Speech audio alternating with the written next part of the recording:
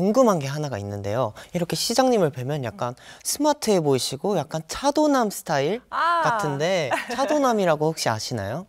그러니까 차갑고 뭐 도시 네, 맞습니다. 도예지 같은 남자, 도예지에 사는 남자. 차가운 도시 남자라고 불리는데요. 근데 이런 시장님의 어린 시절도 궁금합니다. 저는 저 시골에서 태어나서 초등학교를 졸업했습니다. 도시 남자가 아니었는데요. 예, 지금 인구 3만이 조금 넘는 작은 고장에서 태어났고요. 네. 중학교 때 서울로 와서 공부를 했고 이 차도남이라고 그러셨는데 알따남만인가요, 제가? 알고 나면 따뜻한 남자.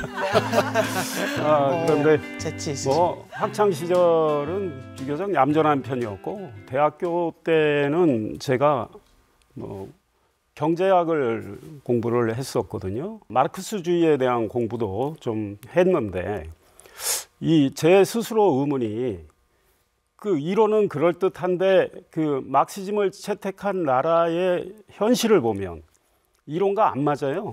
그런데 사회과학은 제일 중요한 게 이론과 실제, 이론과 실제가 맞아야 그 사회과학이 제대로 된 그 학문적 영향력을 발휘할 수 있거든요. 그런데 제가 보면 그 마르크시즘은 이론과 실제가 너무 안 맞고 특히 당시 주사파 같은 경우도 뭐 북한에 대해서 많은 그들의 이제 소위 말해서 여러 가지 입장도 내고 뭐 추앙까지도 하는 그런 경우가 종종 있었는데 북한 사회를 보면 그 이론에도 안 맞아요. 북한에 사는 인민들, 소위 인민들이라는 사람이 정말 주체적으로 자유와 평화를 누리고 인간의 존엄성을 지키느냐 이 문제에 있어서 저는 전혀 아니라고 생각을 하고 오로지 권력자가 독재를 하는 전체주의 사회로 생각을 하기 때문에 거기에는 자유와 평등이 없고 자유와 평등이 없으면 민주가 있을 수가 없어요.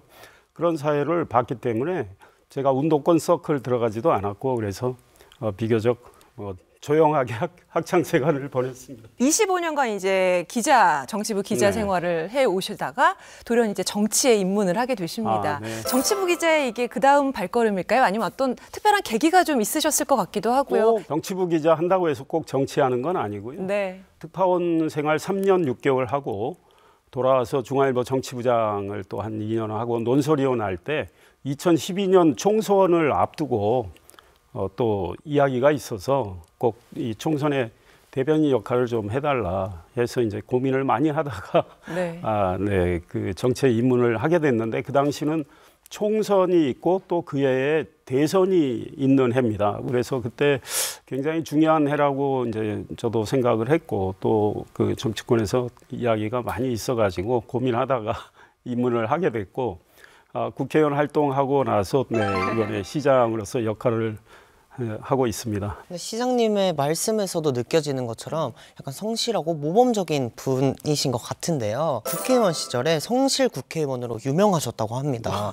이 활동으로 상도 받으셨다고요? 제가 기자로서 그 정치권을 많이 봤기 때문에 국회의원의 책임감, 책임윤리가 매우 중요하다고 생각을 해서 특히 국정감사 기간 동안에는 20일 동안 국정감사가 진행이 되거든요.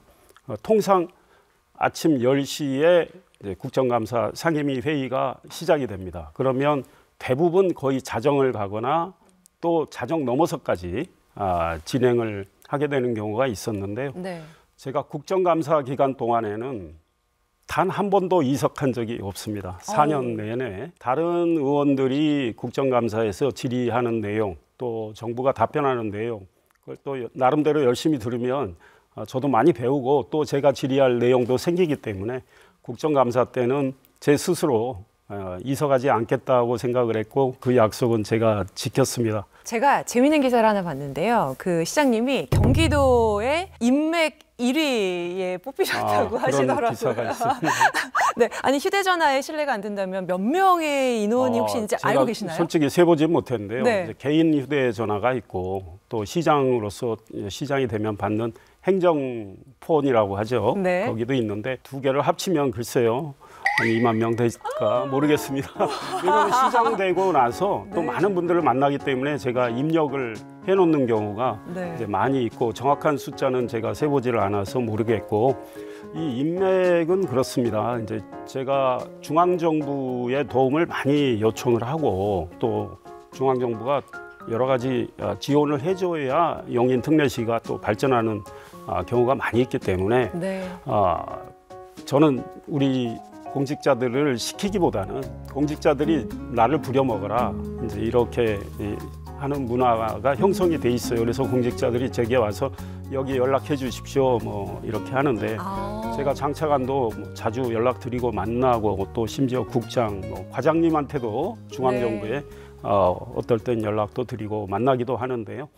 네트워크는 계속 본인이 노력을 해야 됩니다. 한국 사회는 뭐 소위 한두 달이 건너면 안다는 거 아닙니까? 그래서 이렇게 연락을 취해서 좀 누구 아느냐 그러면 안다 그러면 좀 소개해달라 해서 이렇게 만나서 또 이야기를 하고 부탁을 하고 있습니다. 그래서 인적 네트워크는 고정된 게 아니고 계속 그 본인이 노력을 하기에 달려 있다 이런 생각합니다. 네. 인맥을 유지하시는 관리 그 노하우까지도 알려주셨습니다.